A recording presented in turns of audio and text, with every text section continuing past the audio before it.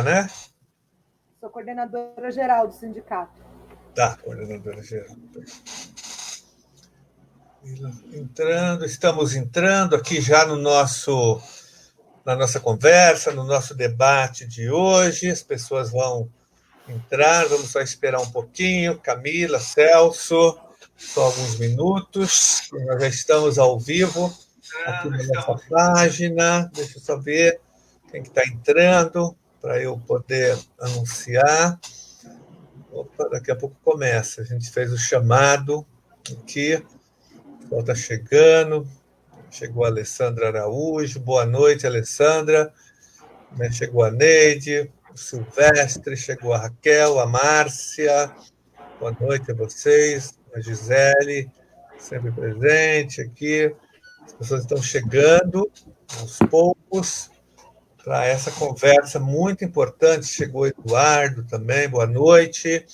Eduardo Ferreira, a Cristina chegando, a Adriana, a Rose, Isabel, chegando, pessoal. Já vai dar quórum daqui a pouco. A Elisete, chegando, a Lida. Daqui a pouco a gente vai. A Rosângela, Sidney, Marlene, a Ieda, a Pia, o Rony, a Grace, a Ingrid, a Mara, Darcy Alves, chegando, Jenner, Cauê, estamos chegando, Adriana Coelho, Adriana, Maria Elisa Cruz, Cíntia, eu acho que já deu quórum, pessoal. Vamos começar, então, nossa conversa de hoje. Boa noite a todos e a todas. Primeiro, agradecer a participação da Camila Lisboa, que é coordenadora do Sindicato dos Metroviários, né, que é um dos sindicatos mais combativos do Brasil, um sindicato de vanguarda, que organiza os seus trabalhadores, mas, ao mesmo tempo, é um sindicato preocupado com as questões sociais, com as questões do Brasil, com a classe trabalhadora em geral, que, lógico, tem um foco na defesa dos metroviários, dos trabalhadores e das trabalhadoras do metrô aqui de São Paulo, mas ele é engajado também em muitas outras lutas, né, de transformação do Brasil, um sindicato que é um exemplo, é uma grande vanguarda nesse país. Eu conheço muito o trabalho de vocês, Camila, há muitos anos, né, não só como deputado, mas lá atrás, né, como vereador também. Então, é uma referência o Sindicato dos Metroviários de São Paulo. Parabéns pelo trabalho que vocês têm desenvolvido.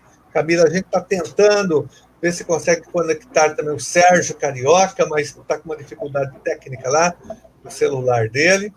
Mas tenho certeza que a categoria estará muito bem representada aqui nas suas intervenções. Agradecer também ao vereador Celso Gianazzi, que tem contribuído muito com as nossas lives, com os nossos debates aqui na nossa página. Tem feito também um trabalho importante e fundamental na Câmara Municipal e na defesa da cidadania ativa e crítica da cidade de São Paulo. Obrigado, Celso.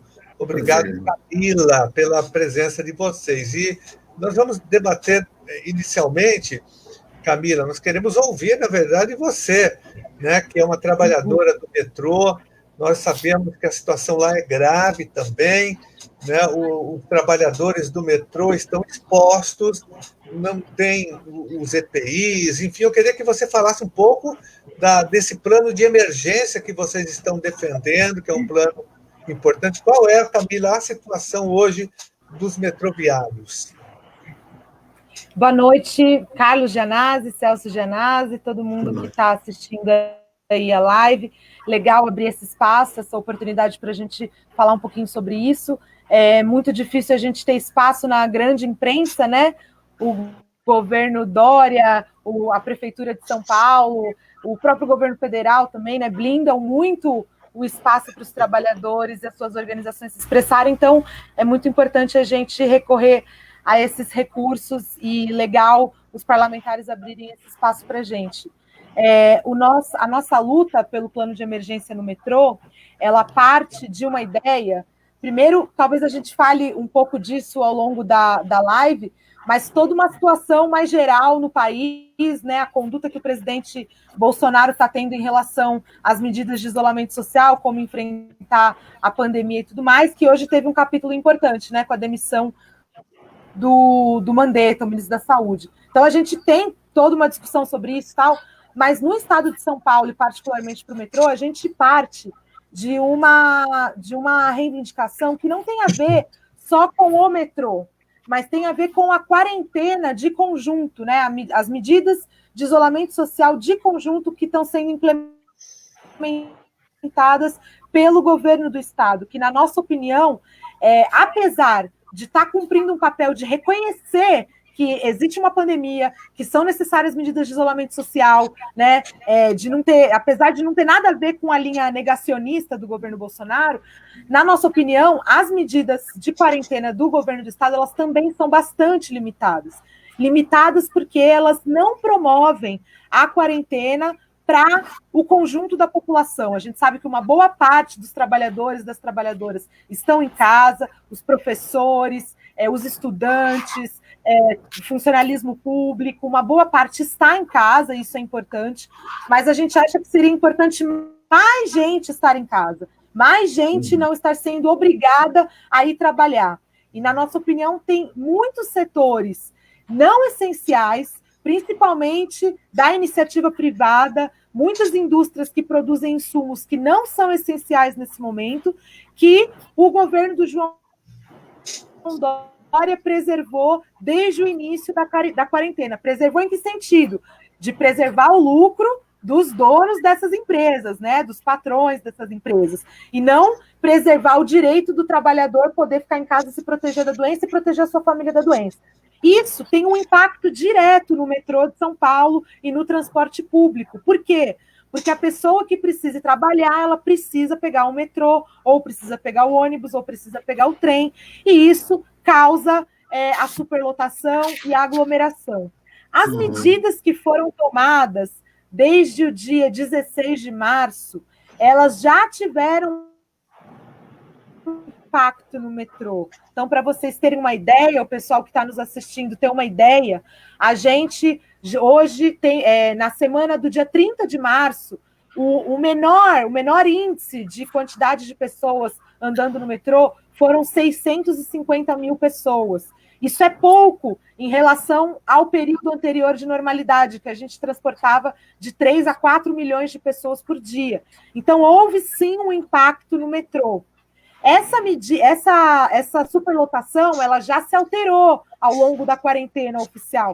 Então, na semana do dia 6 de abril, quando era aquela semana que o Dória renovou a quarentena, nessa semana houve um aumento da quantidade de pessoas circulando no metrô, chegando aí ao patamar de 750 mil. Como eu vinha dizendo, é pouco em relação ao período anterior de normalidade, mas é muito para a situação de contágio que o coronavírus promove, né? A capacidade de contágio que esse vírus tem, o metrô ainda está causando momentos de superlotação. A gente ainda não tem dados dessa semana, vamos tentar ter, mas hoje eu andei de metrô, peguei no sentido Zona Leste, às 2h30 da tarde, e estava praticamente normal. Final de semana também estava praticamente o fluxo normal. Isso nos assusta muito, nos assusta muito. E não é um problema só com os trabalhadores do metrô, é um problema com quem trabalha no metrô e com quem usa o metrô. Porque o trabalhador do metrô, ele também contamina o usuário contamina o trabalhador do metrô, e o trabalhador do metrô também contamina o usuário do serviço. Então, a luta que a gente está fazendo pelo plano de emergência começa de dizer, olha, não dá para andar essa quantidade de pessoas. Na nossa opinião, não tem necessidade de center estar aberto, casa lotérica está aberta, de construção civil está funcionando, das áreas da construção civil, a produção de alguns insumos, né? Não é momento de produzir carro, não é momento de produzir cafeteira, né? Não é momento de produzir algumas coisas que nessa situação que a gente está. Então, esse é o ponto de partida do nosso plano de emergência.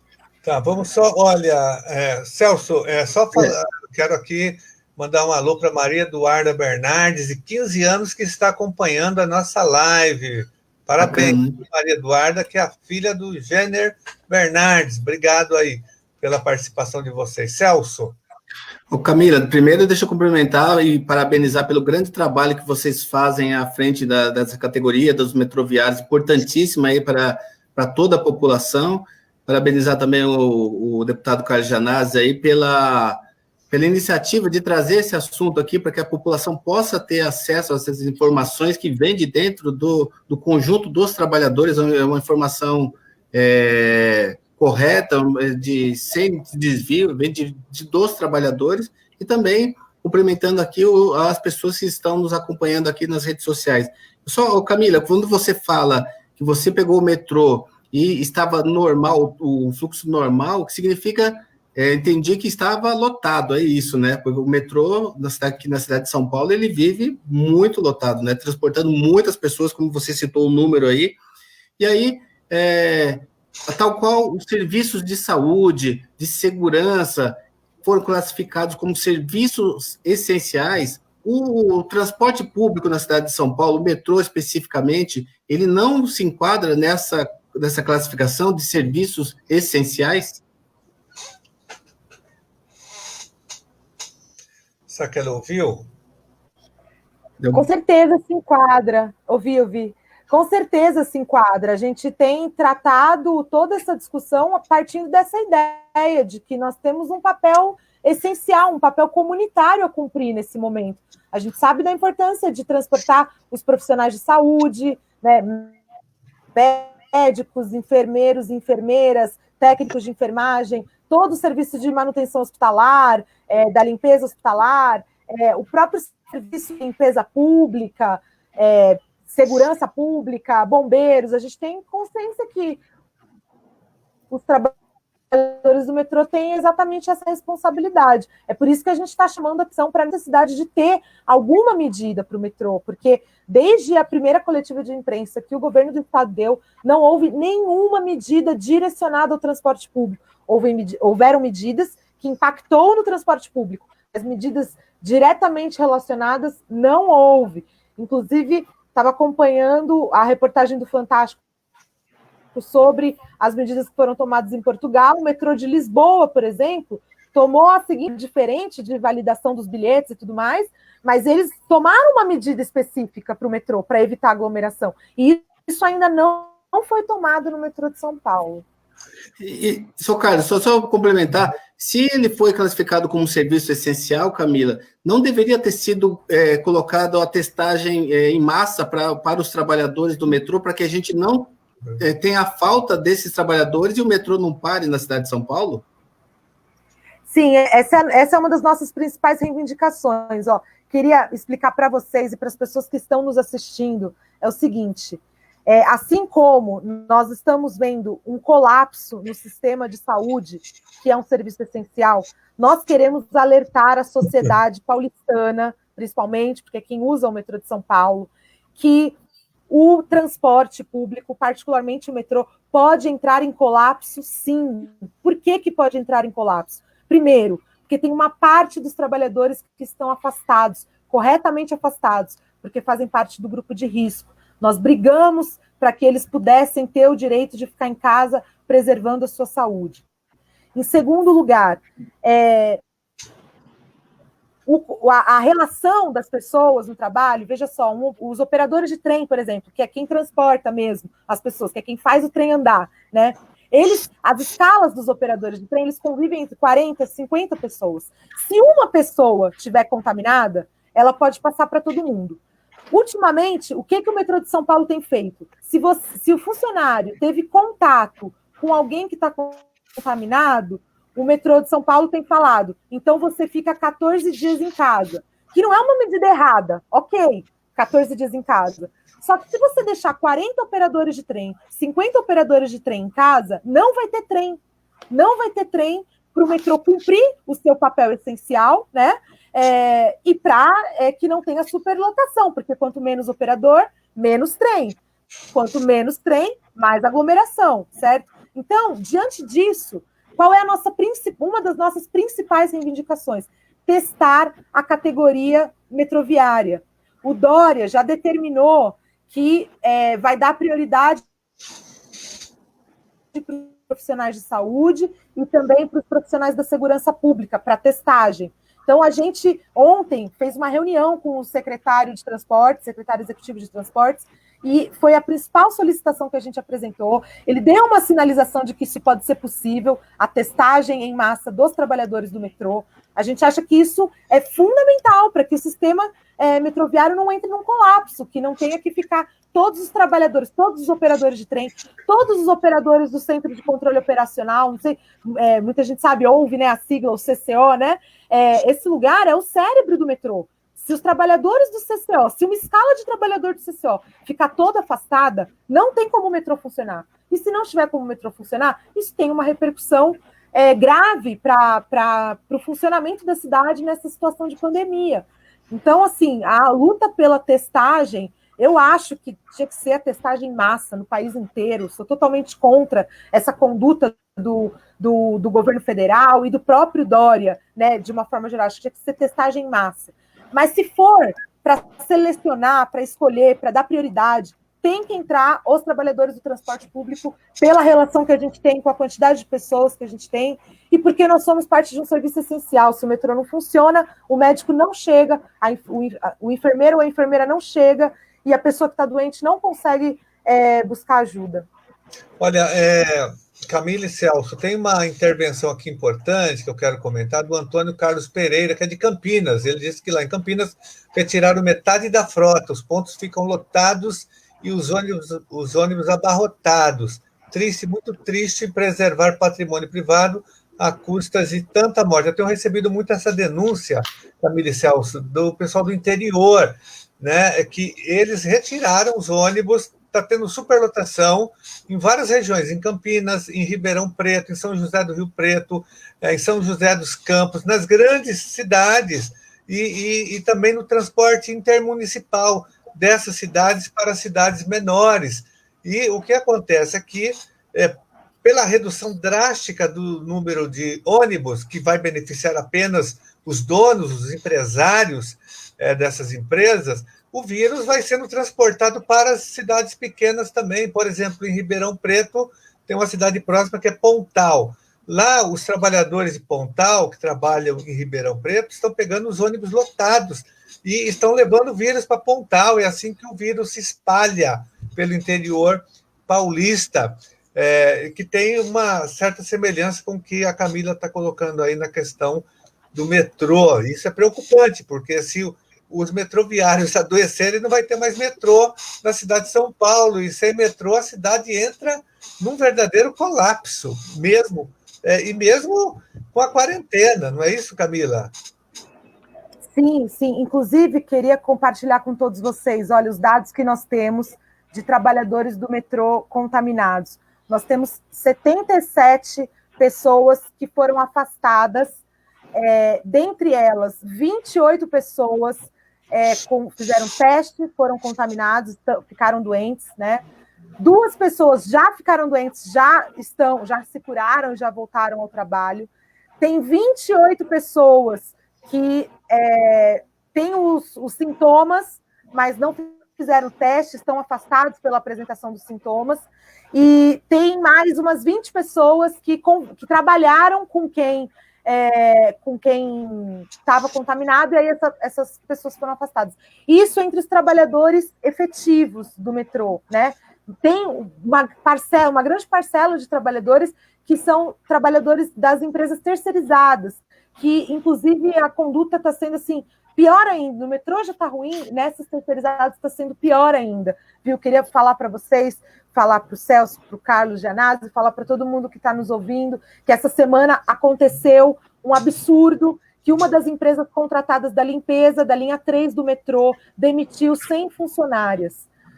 Além de uma gravidade, de um absurdo humano com essas mulheres, que na sua maioria são mulheres trabalhadoras, né, que agora estão ferradas, assim, que perderam a sua via de sustento. Isso em si já é motivo para a gente se indignar, para a gente lamentar, mas além disso, nós estamos falando de um serviço, a limpeza do metrô. Se a gente olhar na China, uma na China, em Portugal, em vários países. Uma das medidas centrais que foram tomadas para combater a proliferação do coronavírus foram medidas de limpeza, de higienização dos trens, do transporte público de uma forma geral.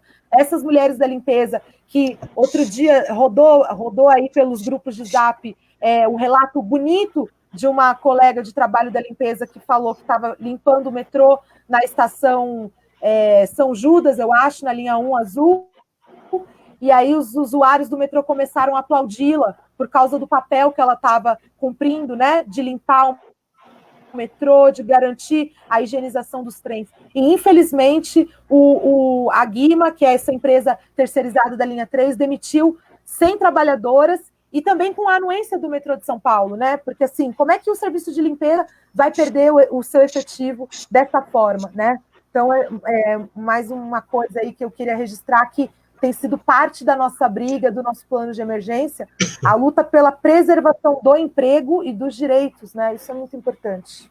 Olha o Sérgio aí confirmando exatamente isso. Olha, podemos estar a caminho do pior dos mundos. Colapso no sistema de transportes junto com o colapso da saúde. Se não houver um plano de emergência agora, o metrô vai entrar em colapso, confirmando o que a Camila acabou de dizer há pouco. Sérgio, obrigado aí pela sua intervenção. O Sérgio, né, Camila? Está aí falando com a gente. Ele não conseguiu entrar na live, mas está aqui mandando, fazendo uma participação de uma outra maneira. Obrigado, Sérgio Carioca. Olha, deixa eu falar aqui mais algumas coisas. O Leandro Valim falando o seguinte, ó, tudo que se fala sobre o metrô, lembrem de nós da CPTM também. Os carteiros também, claro. Alguém falando aqui dos carteiros que estão se contaminando também. Enfim, uma situação geral. CPTM, os ônibus do interior paulista, Grande São Paulo, Baixada Santista, enfim, é uma situação generalizada. Mas nós estamos preocupados, realmente, a situação é grave. Os carteiros, eu vou colocar... Os carteiros estão na rua e muitos contaminados, afastados, estão sem máscaras, não deveriam ser testados. O Celso tem acompanhado muito, inclusive acionou o Ministério Público sobre essa questão das máscaras, né, Celso? Dos EPI, que é geral, na saúde não tem máscara. Muitos servidores da saúde, do Hospital Servidor Público Municipal, no IANSP também, que eu visitei recentemente, tenho acompanhado mais a área estadual, Celso municipal, mas é algo geral a falta de EPIs, de máscaras para os servidores que estão hoje na ativa, que são os servidores do transporte, da saúde e da segurança. Exatamente, Carlos. Falta equipamento de proteção individual. E nessa questão que a Camila tocou, da demissão das trabalhadoras da limpeza, também tem uma culpa aí do Dória, do governador Dória, porque é o seguinte, Camila, nós aprovamos na Câmara Municipal um projeto de lei que permite que a Prefeitura de São Paulo continue pagando as empresas que são terceirizadas, empresas que prestam serviço para a Prefeitura. São mais de 108 mil trabalhadores.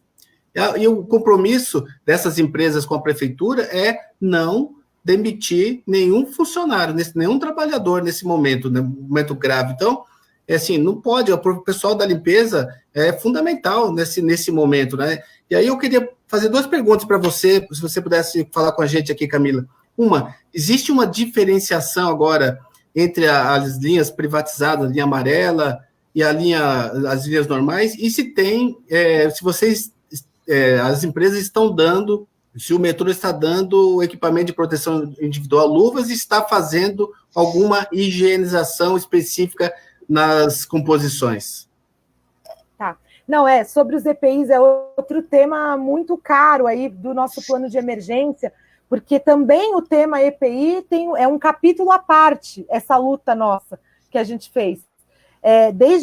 No dia 20 de março, o Sindicato dos Metroviários conquistou uma liminar em que obrigava o metrô estatal, vou falar primeiro do estatal, depois eu vou falar do metrô privado, obrigava o metrô a fornecer os equipamentos de proteção individual, as máscaras, as luvas, o álcool gel, os equipamentos necessários para a gente se proteger, né?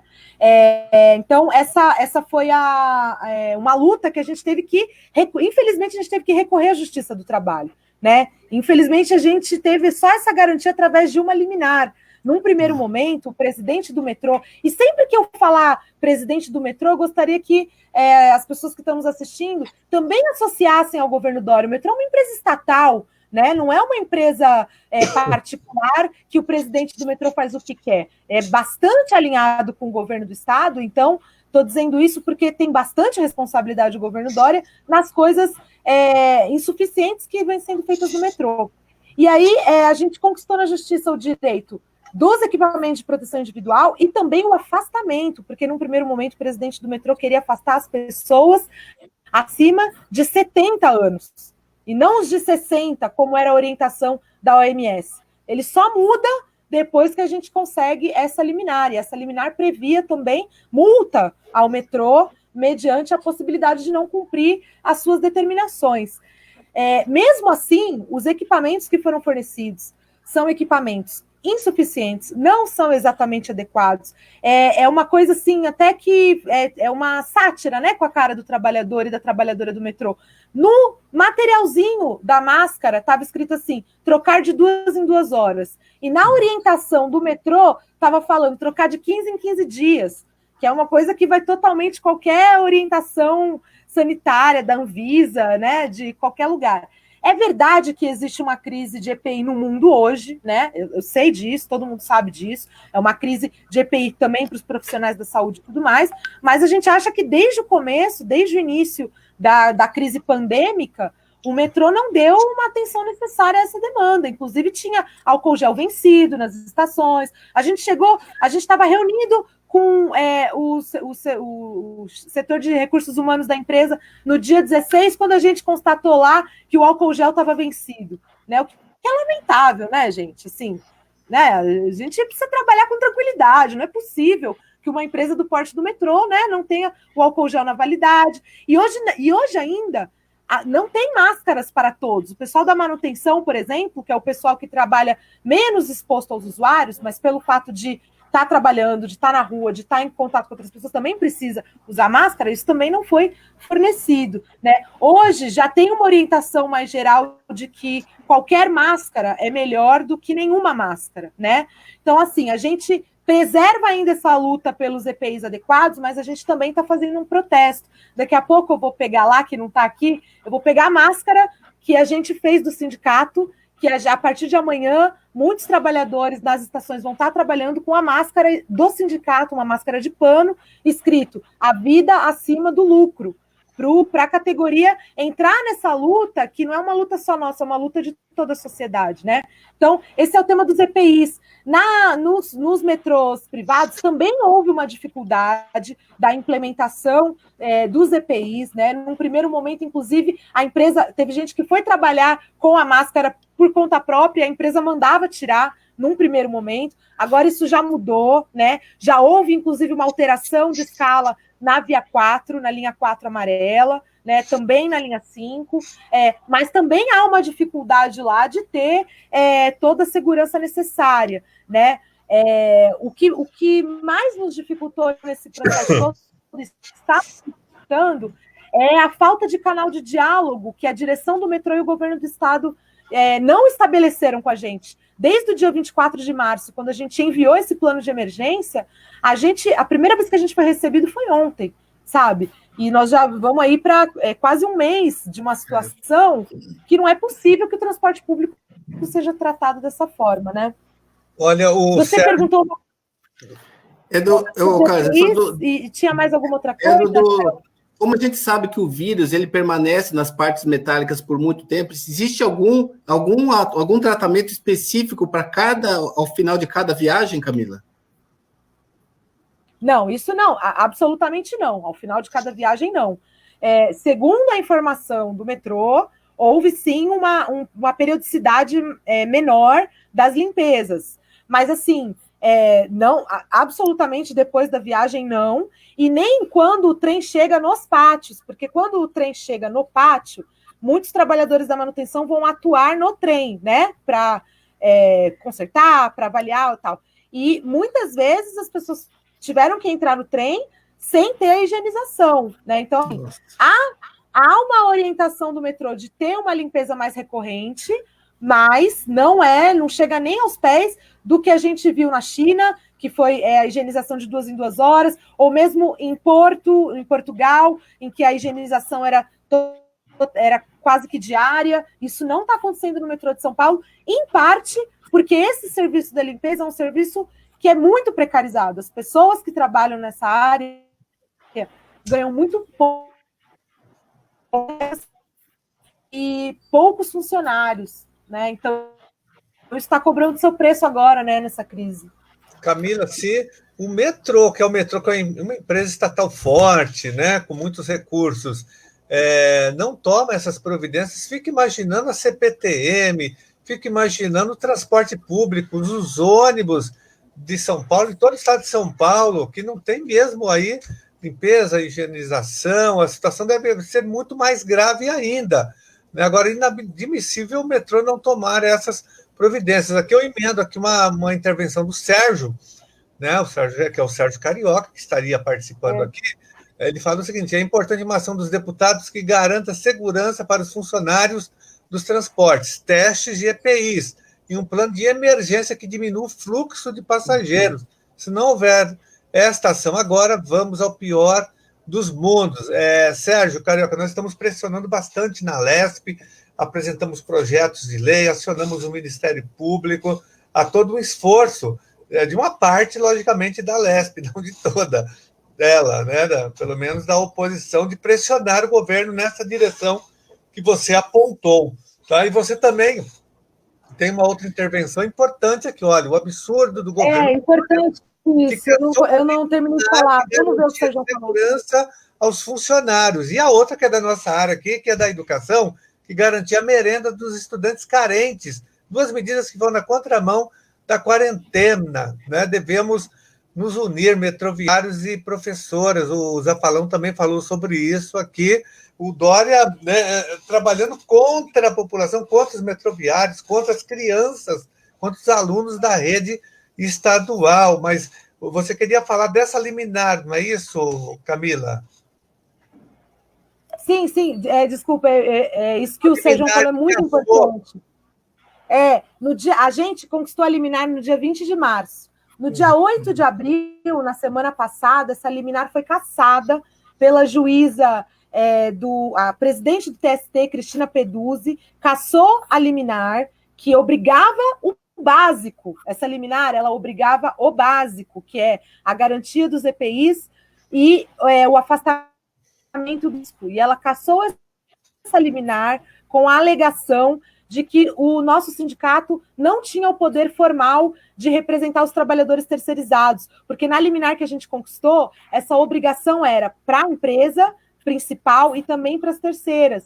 E aí a Cristina Peduzzi, presidente do TST, cassou essa liminar. Menos de 24 horas depois que ela cassou essa liminar, o presidente do metrô facultou o trabalho do grupo de risco. Isso é muito importante as pessoas saberem, porque o Dória está fazendo uma propaganda de que ele está combatendo coerentemente o coronavírus, está fazendo essa disputa política dele em relação ao governo Bolsonaro. É verdade que ele está tratando de um jeito diferente do governo Bolsonaro, mas ele é responsável por uma empresa pública, e não é só o metrô, tem razão o colega que falou, a CPTM também. O Dória está tratando essas empresas públicas de uma forma absurda. Permitir que o presidente de uma empresa fale assim, olha, se você tem 60 anos e você quiser voltar a trabalhar, pode vir, é um absurdo. É um absurdo, né? As pessoas maiores de 60 anos, que no Brasil, que é um dos países com uma taxa de letalidade alta, a gente está vendo que a maior parte das pessoas que estão morrendo são pessoas maiores de 60 anos, né? Então, assim, é lamentável essa atitude que teve o governo do Estado, a direção do metrô, que a pedido deles, a Cristina Peduzzi, presidente do TST, atendeu, né? Olha aqui, o Will dizendo o seguinte: meu primo trabalha na CPTM, todos da equipe foram afastados por apresentarem os sintomas. Imagine, esse caos que você está colocando. Celso, isso vem acontecendo também na prefeitura. Você pode falar que o Bruno Covas está obrigando as diretoras, as coordenadoras pedagógicas, o quadro de apoio escolar a estarem nas escolas da rede municipal. Queria que você falasse dessa semelhança entre exatamente. e a história.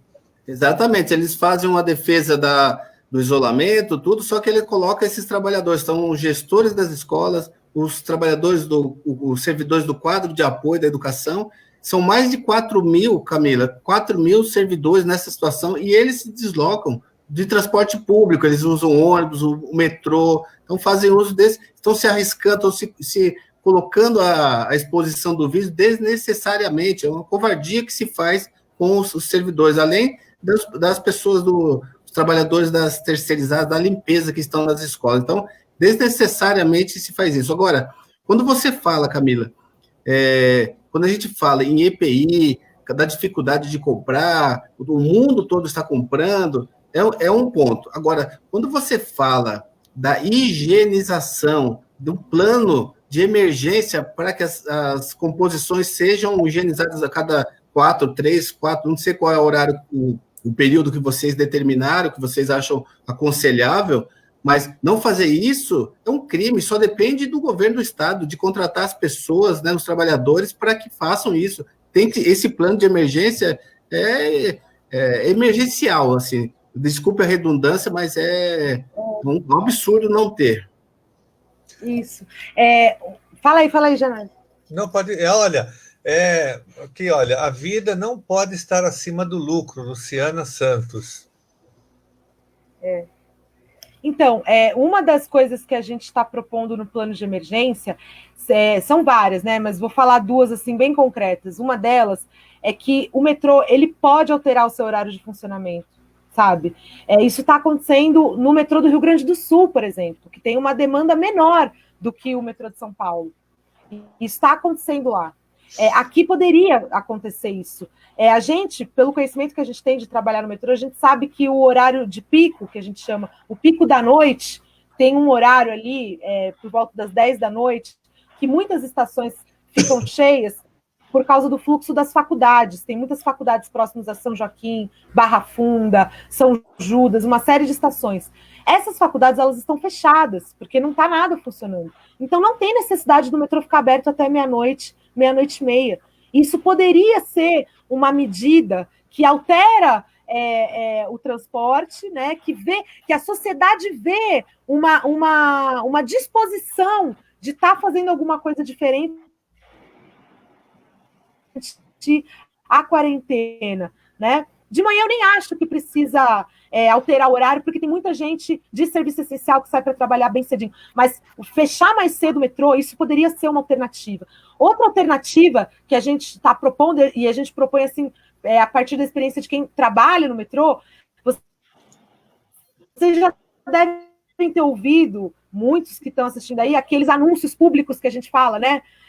Jovem cidadão, não sei o que, quando a gente fala alguma coisa nos anúncios públicos, poderia ter uma campanha de conscientização para aumentar a quarentena, para que não se flexibilize a quarentena através desses anúncios, falar para as pessoas ficarem em casa, porque também, de umas 2 semanas para cá, até, por um lado, por causa do discurso do Bolsonaro, que é um absurdo, e por outro, pelos limites da quarentena do Dória, tem tido uma flexibilização da quarentena, as pessoas estão saindo mais de casa, né? Tem gente assim, até tem medo, mas eu preciso resolver, eu vou lá e tal. E a gente tem visto muito idoso no metrô. Então, se o metrô assume para si a responsabilidade, como uma empresa pública, assume a responsabilidade de, olha, fica em casa, circular no transporte público é um fator de risco muito maior, vá para casa, né? Se você puder, vá para sua casa. Já tem alguns de lave as mãos e tudo mais, mas uma campanha pela quarentena mesmo, eu acho que isso seria uma forma de contribuir nessa batalha para aumentar a taxa de isolamento, né? Tem toda uma luta aí do Dória, o Sérgio está falando aí, está aparecendo, toda uma luta do Dória de que o isolamento tem que chegar a 70%. O que a empresa do Metropolitano, a Companhia do Metropolitano de São Paulo, uma empresa pública estatal, como ela pode contribuir para essa taxa dos 70% de isolamento, que é a meta aí que o governo do estado tem colocado, né?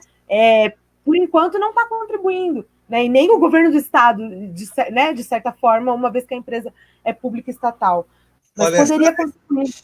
Essa intervenção que você fez e a do Sérgio, que agora mostram claramente isso. Olha, a Secretaria de Desenvolvimento, a Patrícia Ellen, declarou que São Paulo está apostando em uma quarentena leve.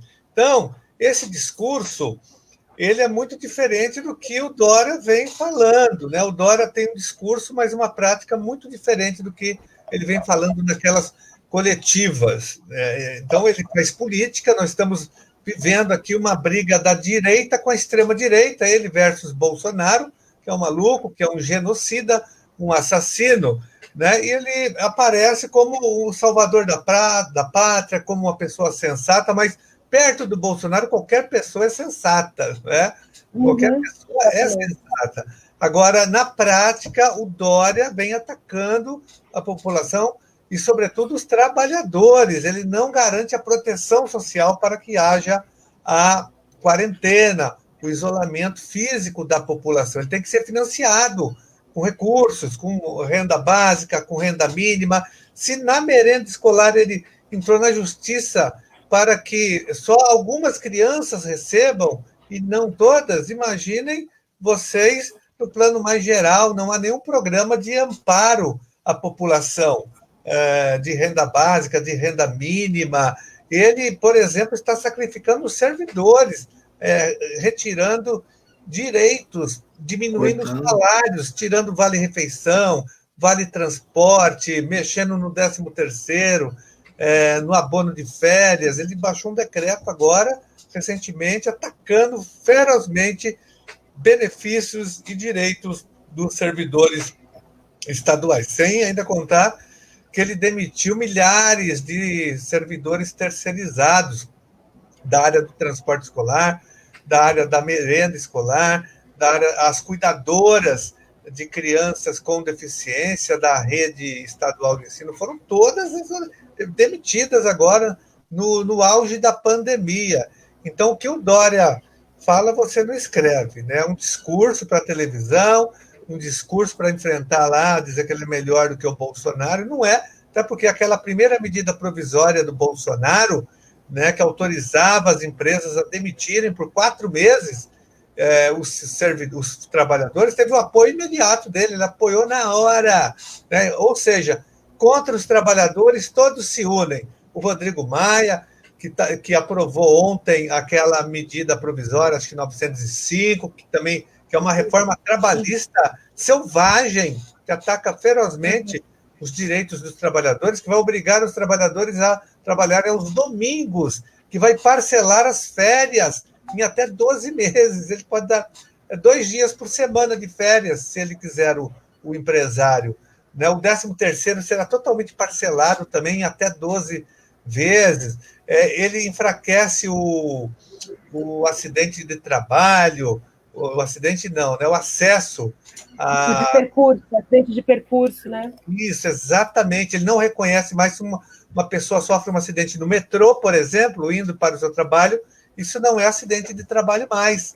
Então, ou seja, então eles se unem, Rodrigo Maia, PSDB, o DEM, o Bolsonaro, o Dória, o Bruno Covas, todos estão atacando os trabalhadores e se aproveitando dessa pandemia para retirar mais direitos e benefícios dos trabalhadores em geral, não só dos servidores públicos, mas de todos os trabalhadores. A gente tem que se unir para deter esse processo. A pandemia não pode ser uma desculpa para que eles retirem direitos. Ao contrário, agora que tem que ter dinheiro público para a população, para que a população fique em casa, e aí tem que ter recurso, né, para que os moradores em situação de rua tenham condições de ficar em quarentena, os desempregados, os trabalhadores informais, que não haja demissão. A Argentina fez isso, a Argentina proibiu qualquer demissão, né, e vai complementar os salários ainda, para que todos os salários sejam integrais. Vários países do mundo estão fazendo essa proteção social. E nós, só para finalizar minha intervenção aqui, nós fizemos, Camila, um debate com a Maria Lúcia Fatorelli, há 3, 4 dias atrás, e ela colocou um dado importante, que nós temos no Caixa da União 3 trilhões de reais. 3 trilhões que o governo pode investir nessa proteção social. Mais 340 bilhões de dólares em reservas cambiais. Tem muito dinheiro no Brasil. Só que o Bolsonaro transfere tudo para os banqueiros, para o mercado financeiro, e abandona a população, né? E hoje nós ficamos passados com a demissão do Mandetta, que não era lá grande coisa, um privatista da saúde, e agora colocou o pior, que é mais privatista ainda, embora seja um médico que tem um reconhecimento na área dele, mas primeiro que ele já ajudou a campanha do Bolsonaro. Eu já duvido bastante de uma pessoa, um médico, um cientista que apoie, que se engaje na campanha do Bolsonaro. Primeiro que ele não tem nenhuma experiência com o SUS, com saúde pública, uma pessoa que veio da iniciativa privada, um empresário da saúde foi colocado no SUS, uma pessoa sem experiência no meio de uma pandemia. Não podemos esperar nada dele, né? Só espero que ele mantenha, no mínimo, o juramento dele e a ética médica. Celso. São fatos, né, que vocês falaram, falou Bolsonaro, Dória, aqui em São Paulo também, né, o prefeito Bruno Covas tem um discurso, e na prática também, hoje mesmo, ontem, né, na verdade, ontem, no final do dia, anunciou o corte aí no salário de servidores, né, dos projetos pedagógicos, vai diminuir o salário dos professores que já têm um salário baixíssimo, né, um grande ataque, né, aos servidores públicos, aos trabalhadores. Então, uma coisa é a prática, o discurso, fazer essa luta política de se contrapor ao Bolsonaro, né, na questão do isolamento social, e a outra coisa é o que se pratica aqui no dia a dia. Então, a gente está muito contra isso, e, Camila, nós apresentamos um projeto aqui de lei na Câmara Municipal, obrigando as empresas, órgãos públicos, a bancos a fornecerem a máscara, né, para que as pessoas possam se proteger. Hoje, inclusive, o prefeito Bruno Covas aproveitou aí, foi nessa linha do projeto de lei, e editou um decreto aconselhando, recomendando todas as pessoas da cidade de São Paulo a usarem uma máscara, né? Então, e o nosso projeto vai obrigar o metrô, vai obrigar os bancos a dar esse equipamento para os seus trabalhadores. Se não é a cirúrgica, mas algum tipo de máscara há que dar para os seus trabalhadores, protegendo os trabalhadores que estão fazendo esse trabalho essencial. Olha, muito, muito importante. Oi. Pode falar aí, Jean.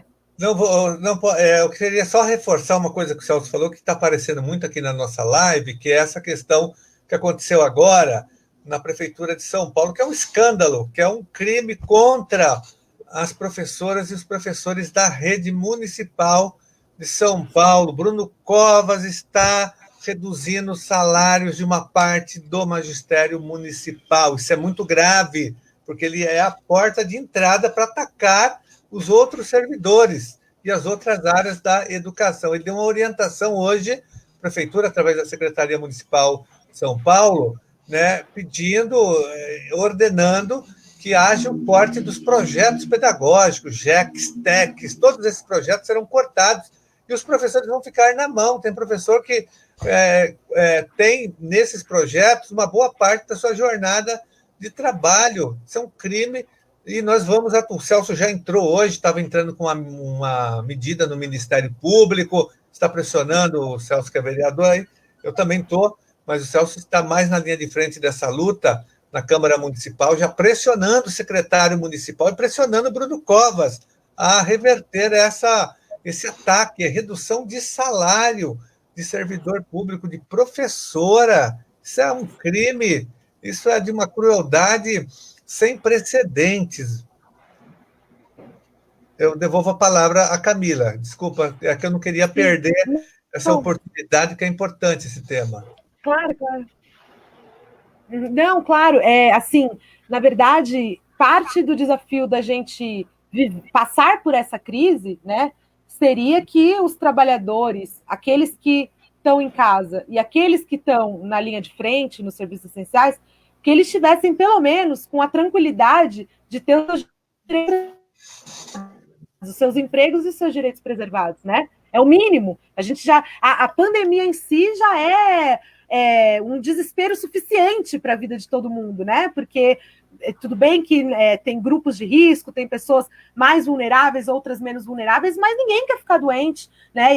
E a gente não sabe o impacto da doença no nosso organismo, mesmo que a pessoa não faça parte do grupo de risco. Então, assim, isso já é motivo suficiente da gente estar vivendo né, com uma angústia, né, com toda uma preocupação com a nossa vida.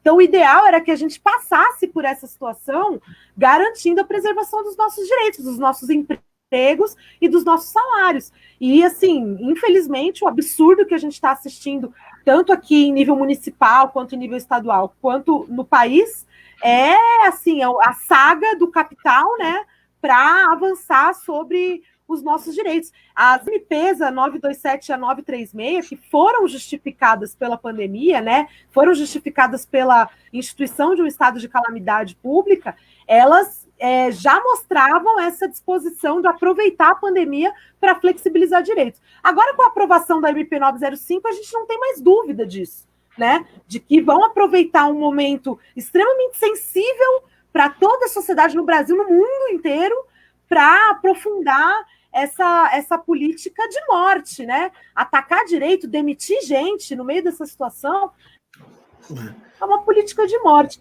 Tem um outro fator que faz também o metrô continuar cheio, que é muito importante, que tem a ver com a demora do pagamento da renda emergencial.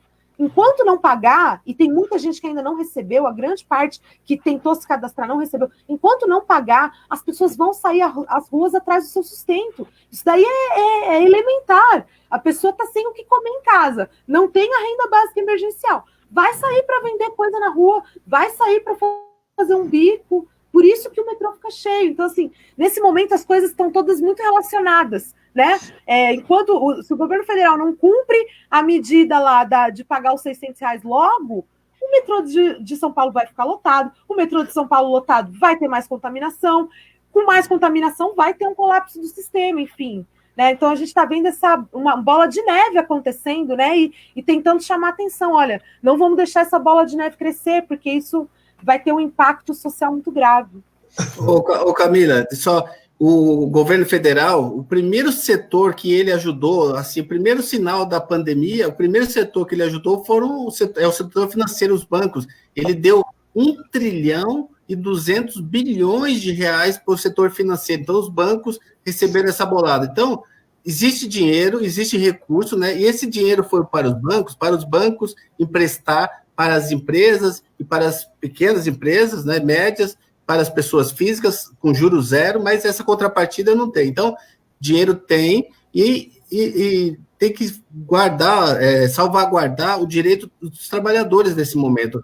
Tem sim recurso para que o governo suporte esse período de 4, 5, 6 meses aí, garantindo o sustento aí dos trabalhadores, a relação trabalhista, os direitos trabalhistas, e esse valor que foi da renda emergencial, só o governo Bolsonaro propôs lá só os R$200, e a oposição, que batalhou muito lá, né, através da oposição, que esse valor subiu para R$600. Então, existe recurso sim, e os trabalhadores, assim, nesse momento, têm que salvaguardar os direitos dos trabalhadores e das pessoas, Camila, que também não tenham relação formal de trabalho, essas pessoas que você falou que vão às ruas, então, elas têm que ser protegidas. O dinheiro existe, o dinheiro é nosso, né, do cidadão brasileiro, então ele precisa ser aplicado nas nossas vidas.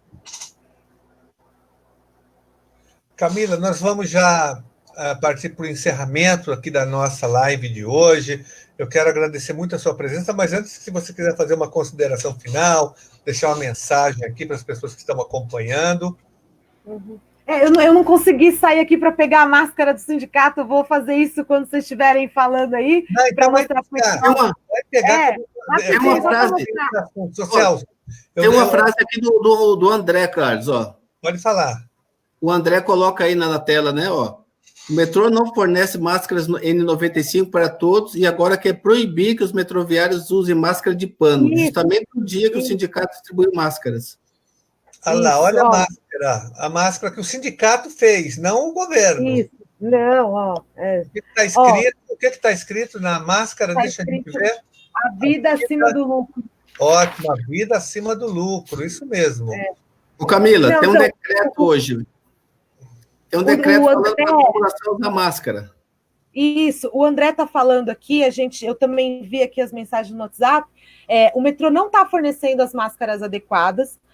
Aí, diante dessa incorporação que toda a sociedade fez de começar a utilizar as máscaras de pano, inclusive esse decreto acaba endossando, né, essa mudança de comportamento social, aí o sindicato fez essas máscaras, não porque a gente sabe que as ideais são a N95, esse é o EPI adequado, e nós continuamos lutando por elas.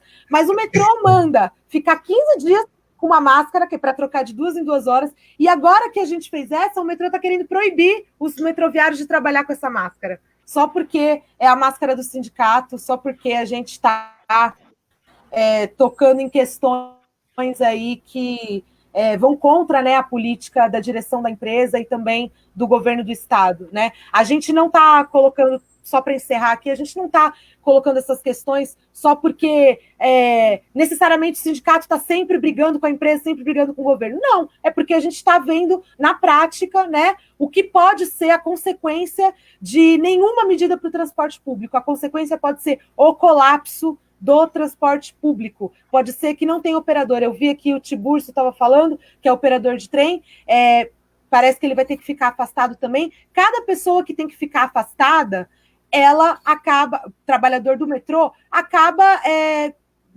proporcionando a possibilidade de um colapso no sistema de transporte. E para não ter isso, precisa ter EPI adequado, precisa ter teste em massa para categoria e precisa ter uma quarentena geral para todos. A quarentena do Dória é insuficiente. A gente precisa somar as forças aí dos professores, dos trabalhadores de todas as áreas, dos trabalhadores do transporte público como um todo, para todo mundo ter direito à quarentena, para a gente poder derrotar esse vírus.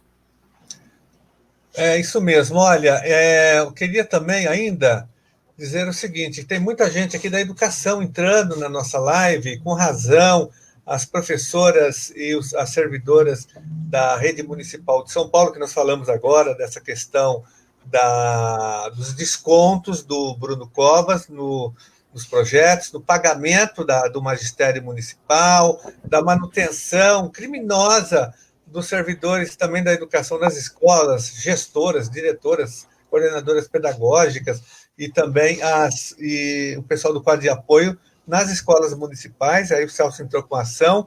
E na rede estadual, nós temos uma grande crise. Primeiro que o decreto do Dória cortou benefícios importantes que acabam reduzindo os salários. Houve a redução do Vale-Refeição, o fim do Vale-Refeição durante a pandemia, do Vale-Transporte, da evolução funcional de vários abonos que foram retirados, né? Já denunciei isso, entrei com ação também no Ministério Público, apresentei um PDL para revogar o decreto. Tem uma questão gravíssima que é a situação dos professores eventuais, dos professores categoria V e S, e também dos professores categoria O sem contrato. Esses professores foram praticamente abandonados pelo Estado, e nós entramos também com ações nesse sentido, MP, projeto de lei, denúncia, cobrança, porque até então esses servidores, essas professoras eram professoras invisíveis. Nós começamos a falar, projeto de lei, agora, por sorte, alguns deputados estão também levantando a bandeira, né? Até mesmo a nossa reivindicação foi parar no Congresso Nacional, porque são milhares de professores nessa situação que não terão salários, mas nós estamos denunciando e cobrando o governo Dória. Quero muito agradecer a vocês pela participação,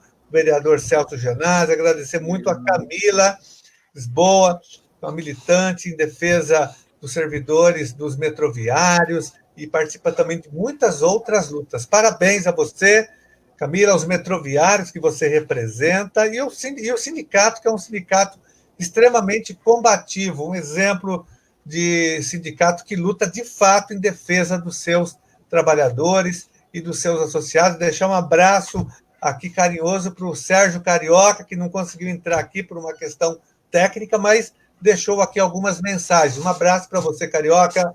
Até logo, Celso. Até logo. Até logo. Obrigado, Camila. Obrigado, Carlos. Boa noite. Valeu, gente. Grande mantra da máscara, máscara. Isso, amanhã nós vamos fazer uma live com o José Gozzi, da CETESB, vamos discutir os ataques aos servidores públicos do Estado de São Paulo. Tá bom, pessoal? Um abraço, boa noite, bom descanso.